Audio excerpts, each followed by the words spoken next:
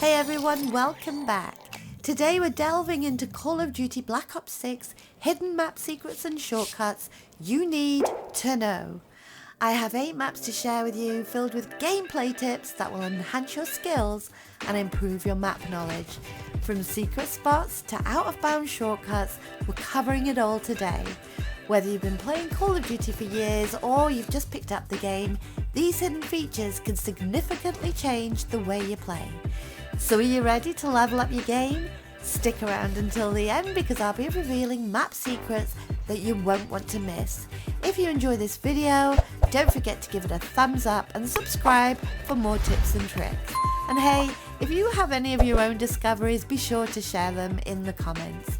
Now let's kick things off. First up, let's explore the multiplayer map, Babylon. Now this map is packed with interesting features and it is quite a chaotic map. But for instance, over here you can leap up onto the rock or whatever it is, there's like a ruins, and that allows you to reach a higher ledge. And from this vantage point, as you can see, you'll have a fantastic view of both ends of the map and the surrounding area. I would suggest if you're going to go up there, a trophy system might help to deter any grenades. And if you're up there with a friend, maybe run a trophy system and extra ammo and perhaps the perk Flak Jacket. You could both run trophy systems, but as soon as the enemy sees you up there, they're going to be after you. If we make our way to the opposite side of the Babylon map, don't miss out on taking advantage of the out-of-bounds routes. I've surprised a lot of players using these little shortcuts.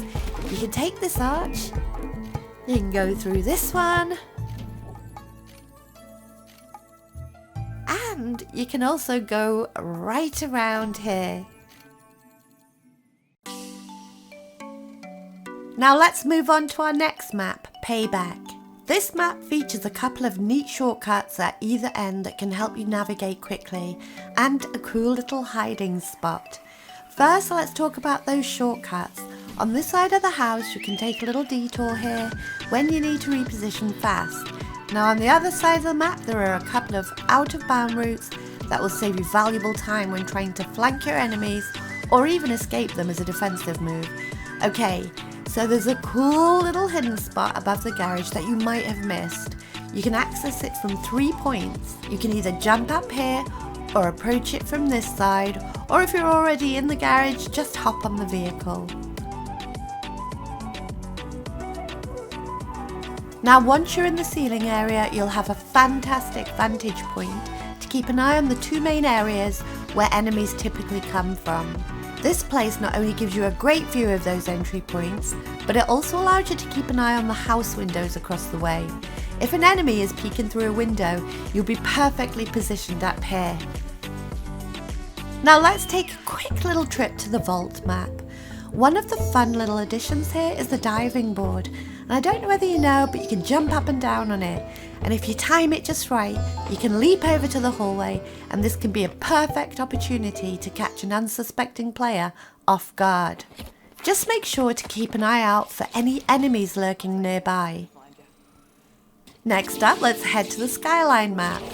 If you explore beneath the spa, I think it's a spa hotel, something like that, but we're going to call it the spa. So if you explore beneath the spa, you'll know there are 2 ways to access the underground security system. You can either slip through the doorway disguised as a bookcase, or take the elevator shaft, the one with a zip line. Once you're down there, you'll find the security button that lets you activate or deactivate the system. This feature brings down the metal shutters in the office, but did you know there are also a couple of hidden advantages to this? Now before we get into that, if you come over to this desk, you might not realise that there's actually a button here that can also activate or deactivate the security system. And again, before we get into the good stuff, you can also throw tacticals or lethals through this little vent in the wall. Now what's up here, I wonder? Okay, so if you're using the RCXD car as a score streak, there's a clever hidden path nearby. You can drive the car through this small hole in the wall which lead you along a secret pathway that circles back to the very same office. This can be a sneaky way to surprise your opponents and gain the upper hand. Additionally, there's a second path that leads directly to the enemy spawn.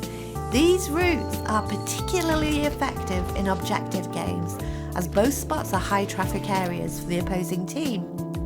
Utilizing these paths can give you a strategic advantage and help secure those crucial objectives. Now let's shift gears and check out Nuketown. So, just like the classic Black Ops 1 map, Nuketown 2025, this remake in Black Ops 6 brings back some familiar routes. Alright, so for those of you who didn't play Black Ops 1, here's a cool feature. And for those who did, you'll be happy to know you can still take that same path from the yellow house and maneuver your RCXD car around the outskirts of the map. Now, if you drive your RCXD car through the hole in the fence, you'll hit a pathway that leads to a ramp. You're going to jump the ramp, land back on the pathway, and you'll go through the hole in the fence behind the blue house.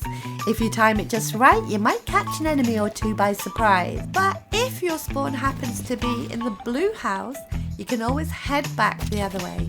Just go through the hole in the fence, circle around the outskirts of Nuketown, hit the ramp, and then you're going to go through the hole in the fence behind the yellow house. This will take you right into the enemy spawn, giving you a fantastic opportunity to catch those players off guard.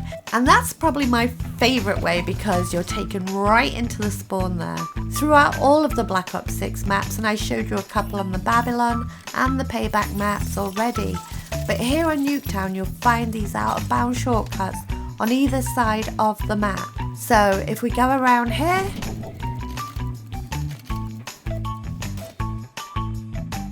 and then you can go this way, you can go this way. Okay, so we've covered 5 maps and we have 3 more to go. Here's the last few shortcuts on Nuketown, and then we'll move on to our final 3 maps that you don't want to miss.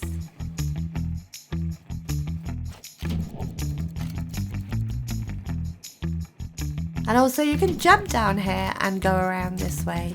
And that's great for anybody who's always hiding in that corner. Additionally, keep an eye out for any garden trellis on various maps. If you don't know what a garden trellis is, it's one of these. And if you spot them, remember you can climb up these quickly.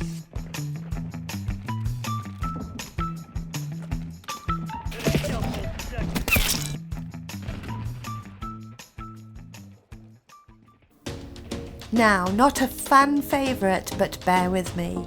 On the Lowtown map, there are multiple ways to reach the central building or courtyard area, and many ways to get to the far end of the map.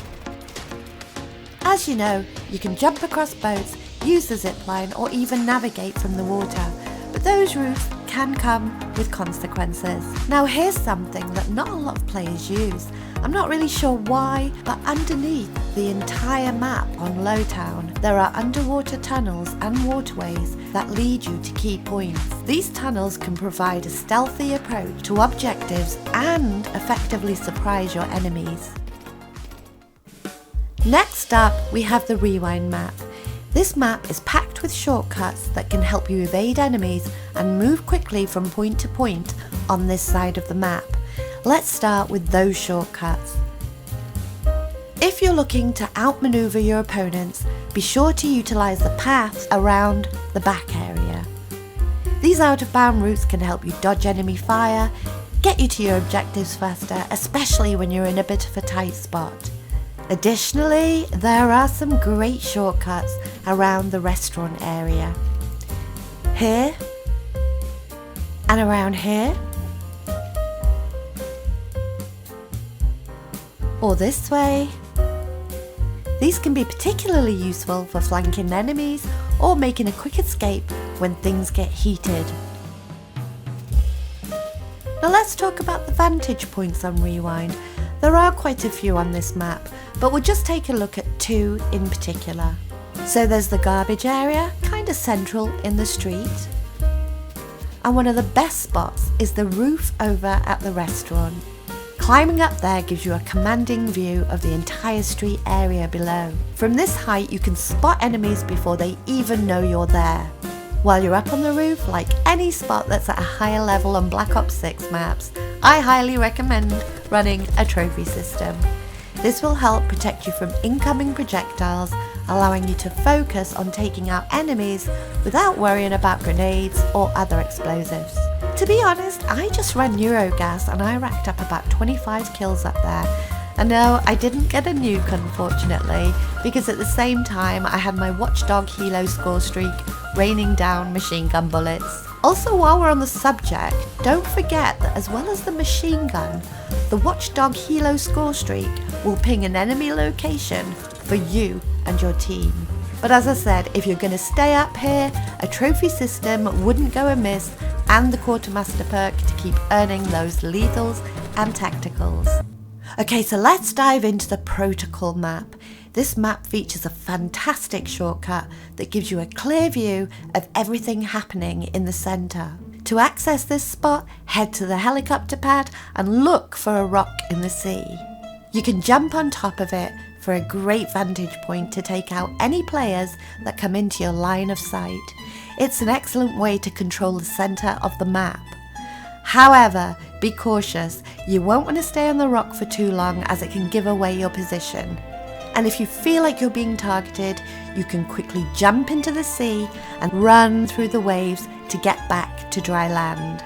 This tactic not only helps you evade enemy fire, but also allows you to access the enemy spawn or flank unsuspecting opponents. It's a sneaky way to turn the tide in your favour. If you're looking for more Black Ops 6 tips and tricks, be sure to check out my previous videos, learn how to get up the secret staircase and more on the stakeout map. Check out my gameplay tip video on the stakeout map where I tackle the get 3 kills without dying challenge, gameplay tips to rack up those kills. Join me as I tackle the Nuketown Easter egg challenge solo, plus explore the Nuke Easter egg on the Warhead map, along with fun secrets, more Easter eggs and gameplay tips on the Nuketown holiday map. If you enjoyed today's adventure, hit that subscribe button and turn on notifications so you never miss an update. Let's keep leveling up together. I want to thank you for joining me today, and I'll see you next time.